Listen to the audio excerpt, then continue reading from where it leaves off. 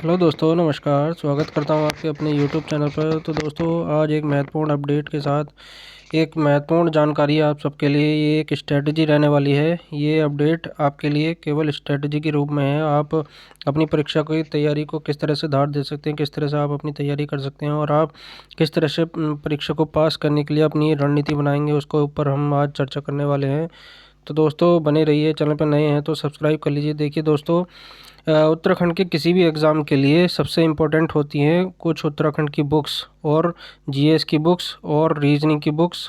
इसके अलावा हिंदी की बुक्स हो गई, रीजनिंग की, ठीक है।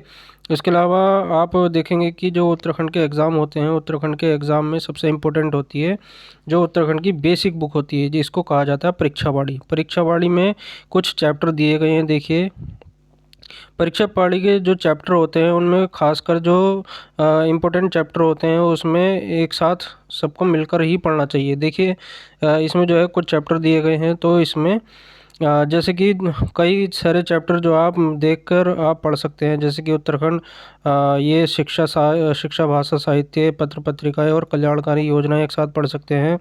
इसके अलावा जो जनजाति है, अनुसूचित जाति और नगरीकरण जनसंख्या हो गई, ये एक साथ पढ़ सकते हैं।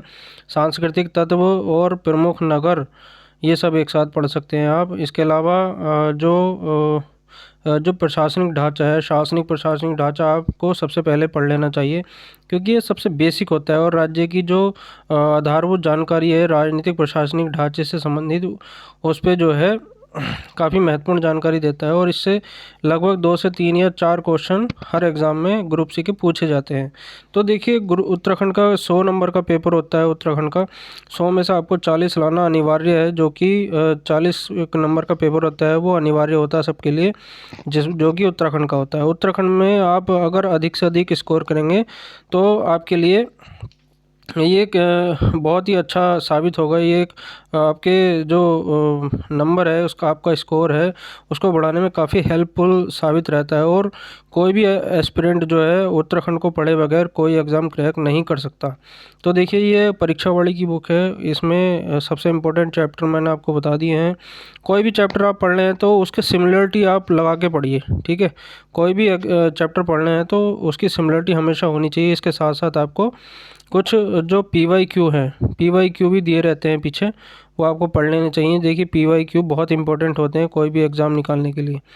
तो हर चैप्टर के पीछे PYQ दिए गए हैं, वो भी आपको पढ़ने बहुत ज़रूरी हैं। तो बहुत इम्पोर्टेंट हो जाता है। इस बुक का जो महत्व है बहुत ज़्यादा बढ़ जाता है कोई भी गवर्नमेंट एग्ज़ाम निकालने के लिए उत्तराखंड के अंदर। तो परीक्षावाड़ी मस्ट है, सबसे पहली आवश्यकता है। इसके बाद आती है हमारी सिंगल लाइनर, जो कि पंचम संस्करण है और बहुत इम्पोर्टेंट बुक है। ये जो छपती है, ये BS नेगी, इसके जो राइटर हैं वो BS नेगी हैं, ठीक है। और नोट्स पब्लिकेशन की ये बुक होती है और बहुत अच्छी बुक है। आप अगर तैयारी को अपनी ओर धार देना चाहते हैं तो परीक्षावाड़ी के बाद सबसे महत्वपूर्ण बुक मानी जाती है, वो ये है आपकी BS नेगी की सिंगल लाइनर नोट, ठीक है। BS नेगी तो पढ़ना मस्ट है। आप कोई भी ग्रुप सी एग्ज़ाम ले लीजिए, PCS का एग्ज़ाम ले लीजिए, लोअर PCS RO ARO सब कोई सा भी एग्ज़ाम ले लीजिए, उसमें इस बुक की महत्वता बहुत ज़्यादा बढ़ जाती है। तो आप एक एक करके सारे पढ़ सकते हैं जितने भी चैप्टर हैं। इसमें सबसे खासकर जो दी गई है वो उत्तराखंड की हिस्ट्री दी गई है। आप उत्तराखंड की हिस्ट्री पढ़ेंगे तो आपका मज़ा आ जाएगा आपका। वो उसके अलावा जो कुछ चीज़ें जो परीक्षावाड़ी में नहीं दी गई होती है वो BS नेगी में दी गई होती है। देखिए, जैसे कि वन लाइनर दिया गया तो उसमें कुछ चीज़ें समेट के दी गई हैं परीक्षावाड़ी में, लेकिन यहाँ पर चीज़ों की बहुत ज़्यादा, कंटेंट की बहुत ज़्यादा भरमार है। तो आपको सेलेक्टिव पढ़ना है और अच्छा पढ़ना है। आपको पढ़ने से ज़्यादा रिवीजन पर फोकस करना है और रिवीजन से ज़्यादा आपको प्रैक्टिस पर फोकस करना है, ठीक है। एक एक करके आप स्टेप आगे बढ़ाते जाएंगे तो आपकी तैयारी और अच्छी होती जाएगी। तो देखिएगा आप, ये BS नेगी की बुक है, बहुत इंपॉर्टेंट बुक है। और ख़ासकर इसमें जो वन लाइनर, सिंगल लाइनर में कोई भी टॉपिक दिया गया है तो सिंगल लाइनर में बहुत अच्छे से दिया गया है। आप उसको भी पढ़ सकते हैं और अपनी तैयारी को धार दे सकते हैं। इसके अलावा बहुत सारी इंपॉर्टेंट बुक हैं। आप पूरी बुक को तो एक साथ नहीं पढ़ सकते, एक एक करके आपको सारे चैप्टर कवर करने होंगे। तो BS नेगी एक कारगर बुक साबित हो सकती है आपकी तैयारी में, और आपको अच्छा स्कोर लाने में बहुत महत्वपूर्ण साबित हो सकती है। देखिए मंदिर भी स्पेशल रूप से दिए गए हैं इसमें। जो चीज़ आपसे परीक्षा पानी में छूट जाती है वो BS नेगी में दी गई होती है। तो ये हो गई BS नेगी की बात। अब हम बात करेंगे जो GS है। GS वाला पोर्शन 30 नंबर का आता है। 40 में से 10 का जो है वो रीजनिंग हो जाता है, और 30 नंबर में जो है कंप्यूटर और GK होता है। ठीक है, तो GK के लिए सबसे बेस्ट बुक है लूसेंट।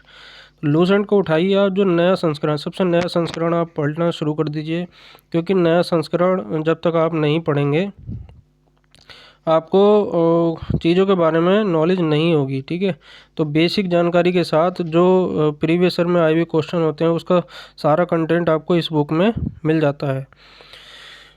आपका कोई भी बुक स्टोर है पास में तो आप उसे परचेज़ कर सकते हैं, ज़्यादा महंगी बुक नहीं होती है। एक चीज़ इसमें खास कर दी गई होती है, जो लूसेंट की जो नया संस्करण आ रहा है उसमें विविध वाला पोर्शन है। इसके अलावा जो एक पोर्शन है वो ये है, इसमें पर्यावरण और पारिस्थितिकी का जो चैप्टर है। देखिए पर्यावरण पारिस्थितिकी में जितने भी चैप्टर हैं, जितने भी टॉपिक हैं, वो सब एक एक करके दिए गए हैं। ठीक है, तो वो आपको पढ़ना बहुत ज़रूरी हो जाता है, क्योंकि यहाँ से क्वेश्चन काफ़ी हद तक पूछा जाने लगा है अब। तो ये बुक भी आप पढ़ सकते हैं, बहुत अच्छी बुक है। आप एक एक करके इसको पढ़ना शुरू कर दिया। अगर आपने नया संस्करण नहीं लिया तो नया संस्करण ज़रूर लीजिए। तो ये हो गई हमारी GS की बुक। ठीक है, तो ये आप पढ़ सकते हैं।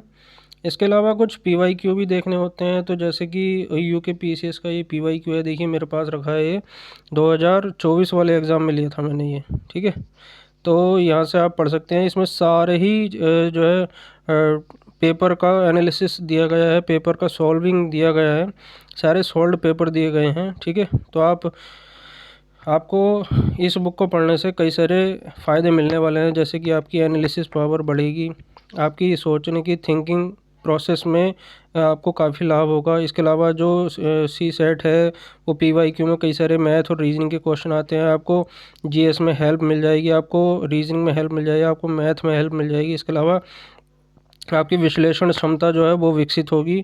तो आप ये बुक बहुत ही ज़रूरी है पढ़ना। देखिए रीजनिंग के क्वेश्चन भी दिए गए हैं, और रीजनिंग में आपको कुछ भी अलग से और पढ़ने की आवश्यकता नहीं पड़ेगी। देखिए कोई कोई क्वेश्चन UK SSC डायरेक्ट पूछ लेता है। ठीक है, UK SSC PYQ से डायरेक्ट उठा लेता है, और काफ़ी हद तक UK PSC भी PYQ का सहारा लेता है जब क्वेश्चन सेट करता है। देखिए इसमें बहुत सारे क्वेश्चन ऐसे हैं जो हर साल रिपीट होते हैं, जैसे कि GS में पॉलिटी के क्वेश्चन हैं, रीजनिंग के हैं, मैथ के हैं।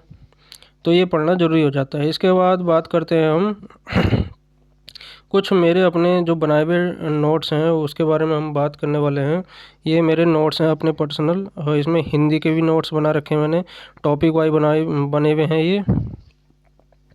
तो सारे नोट्स इसमें एक एक करके मैंने सब चीज़ों को समेटने की कोशिश की है, और बहुत ही शॉर्ट फॉर्म में समेटने की कोशिश की है। देखिए हिंदी का कोई भी प्रश्न यहाँ से छूट नहीं सकता।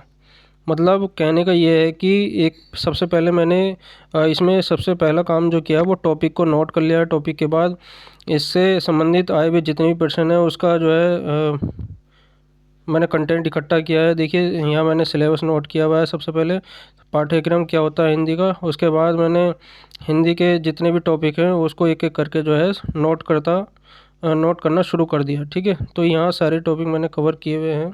हिंदी का एक भी प्रश्न मेरा यहाँ से बाहर नहीं जाता है। इसके अलावा जो कुमाऊनी गढ़वाली है वो अलग से पढ़ने की ज़रूरत पड़ती है। ठीक है, तो आप हिंदी को भी ऐसे तैयार कर सकते हैं। इसके अलावा हिंदी हो गई है, हिंदी में सारे टॉपिक कवर हैं मेरे। इसके अलावा आप उत्तराखंड का जो ब्रिटिश शासनकाल है उसमें से काफ़ी हद तक क्वेश्चन देखने को मिल जाते हैं।